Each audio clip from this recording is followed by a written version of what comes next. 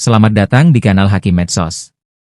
Di ruang ini, kita tidak sekadar mengulang apa yang diajarkan tanpa kritik. Kita bongkar narasi, kita cabut akar glorifikasi, dan kita uji tradisi dengan ilmu dan sejarah. Hari ini, kita bahas sebuah gelar yang terus-menerus diklaim sakral dan eksklusif, gelar Habib untuk Zuriyah Nabi. Pertanyaannya sederhana namun tajam, apakah benar gelar Habib adalah warisan langsung dari Nabi Muhammad untuk keturunannya?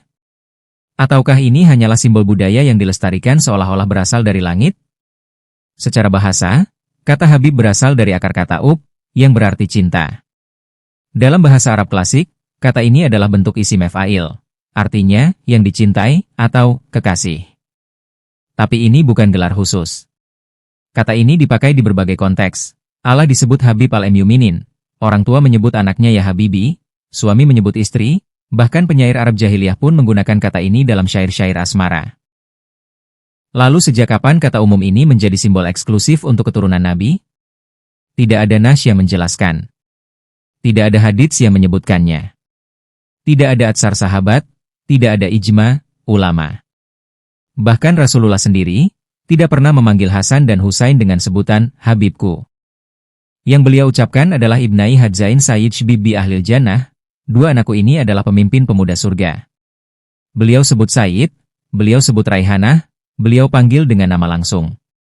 Tapi tidak pernah dengan panggilan ya Habibi dalam posisi gelar. Padahal kalau memang gelar itu penting, mustahil Nabi melewatkannya. Mari kita lihat lebih jauh dalam referensi keilmuan.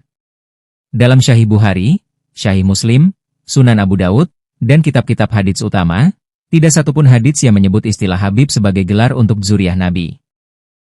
Coba buka karya Imam Nawawi, dalam Syarh Muslim dan Riyadhus Shalihin, beliau menyebut cucu Nabi sebagai Sayyid, sebagai Ahlu Bait, tapi tidak pernah sebagai Habib.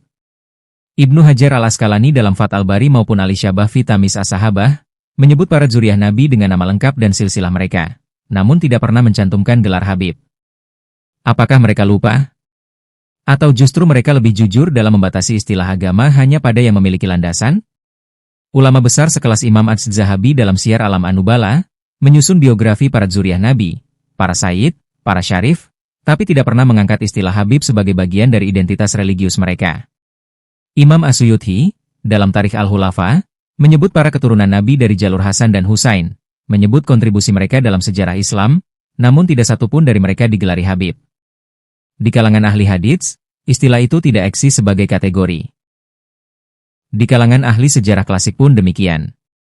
Lalu muncul pertanyaan, sejak kapan istilah ini menjadi gelar sakral? Jawabannya justru datang dari perkembangan sosial, bukan dari sumber wahyu. Di Hadramaut, sekitar abad ke-7 hingga ke-8 Hijriah, muncul komunitas zuriyah Nabi yang dinisbatkan kepada Alwi bin Ubaidillah, yang dikenal sebagai kaum Ba'alawi.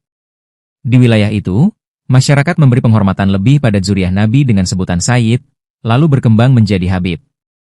Istilah ini awalnya hanyalah sapaan penghormatan lokal, seperti orang Jawa menyebut Kiai, orang Bugis menyebut Puang, atau orang Sunda menyebut Ajengan. Tapi dalam komunitas Alawiyyin Hadramaut, istilah ini kemudian diadopsi menjadi sebutan internal, dan lambat laun dijadikan gelar tetap.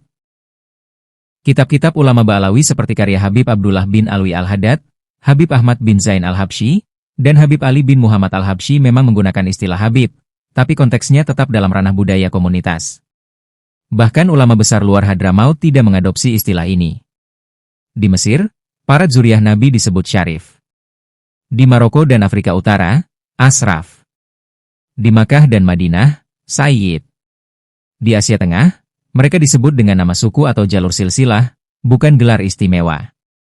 Maka jelas bahwa Habib bukan istilah global Islam. Ia lahir dari lokalitas sosial, bukan dari nas syariat. Masalah muncul ketika istilah budaya ini ditransformasikan menjadi gelar religius yang seolah sakral. Di Indonesia, misalnya, istilah Habib dipakai dengan aura mistik. Seakan-akan siapapun yang menyandangnya otomatis suci, tidak boleh dikritik, dan selalu benar. Bahkan ada yang sampai berkata, Habib itu warisan Nabi, lisannya tidak berdusta, langkahnya membawa berkah. Ini bukan lagi pengagungan, tapi pengkultusan. Ironisnya, Rasulullah sendiri memperingatkan umatnya agar tidak memujinya secara berlebihan sebagaimana umat Nasrani memuja Isa. Tapi kini, sebagian orang menjadikan gelar Habib sebagai kartu sakti, Apapun yang keluar dari mulutnya dianggap sunnah, kritik dianggap dosa besar, dan sanad keilmuan pun tak lagi ditanya, cukup bawa marga dan gelar. Padahal Nabi Shallallahu Alaihi Wasallam bersabda, "Men batha bihi, amaluhu lam yusri, bihi nasabuhu." Barang siapa yang amalnya lambat, nasabnya tidak akan mempercepatnya. Ini peringatan tegas, jangan andalkan garis keturunan, karena yang menyelamatkanmu bukan darah, tapi amal. Dalam Al-Quran, Allah juga berfirman, "Inna akramakum, indallahi atqakum." Yang paling mulia di sisi Allah adalah yang paling bertakwa, bukan yang paling panjang marganya. Tradisi penghormatan pada zuriat Nabi tentu harus dijaga, tapi penghormatan bukan berarti penuhanan. Bukan berarti setiap keturunan Nabi otomatis maksum, apalagi kebal kritik. Ulama ahlu sunnah sejak dulu membedakan antara penghormatan dan pengultusan. Mereka mencintai ahlul bait, tapi tidak membabi buta. Mereka meneliti, mengkritik, dan menguji setiap gelar dan klaim, termasuk klaim nasab. Sekarang, ketika gelar Habib digunakan secara liar, bahkan dipakai oleh oknum untuk memanipulasi kepercayaan umat, kita harus berani bertanya, apakah gelar ini benar-benar bersumber dari Nabi? Jika tidak, maka ia bukan bagian dari agama. Ia hanya budaya. Dan budaya, meskipun terhormat, tetap harus dibatasi agar tidak menjelma menjadi bid'ah penghormatan. Karena jika kita tak mampu membedakan antara agama dan budaya, maka kita sedang menyiapkan panggung bagi kebohongan yang berjubah kearifan. Inilah waktunya kita menyadarkan umat bahwa Islam bukan agama gelar. Nabi tidak diwariskan dalam bentuk marga atau sapaan, tapi dalam bentuk wahyu dan teladan. Jika kita mencintai ahlul bait, maka ikutilah ilmunya, akhlaknya, dan perjuangannya, bukan membabi buta pada gelarnya.